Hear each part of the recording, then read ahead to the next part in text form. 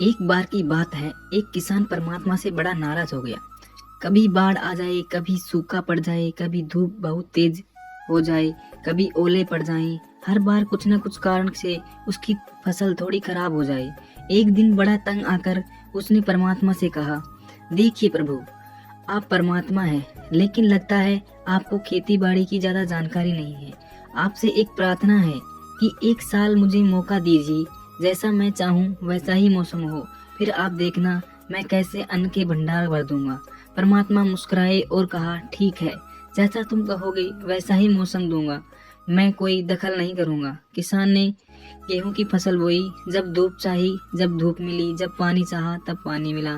तेज धूप, ओले, बाढ़, आंधी तो उसने आने ही नहीं दी। समय के साथ फसल बड़ी हुई और किसान की खुशी भी, क्योंकि ऐसी फसल तो आज तक नहीं हुई थी। किसान ने मन ही मन सोचा, अब पता चलेगा परमात्मा को कि फसल कैसे करते हैं। बेकार ही इतने बरस हम किसानों को परेशान करते रहे।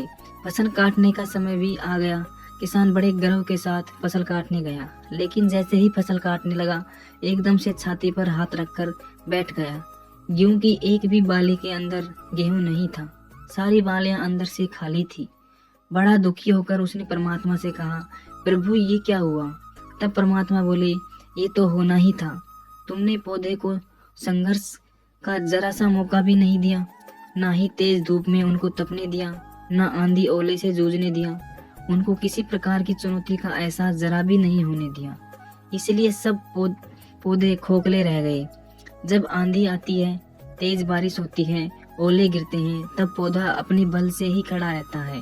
वो अपनी अस्तित्व बचाने का संघर्ष करता है, और इसलिए संघर्ष से जो बल पैदा होता है वही उसे शक्ति देता है, ऊर्जा देता है।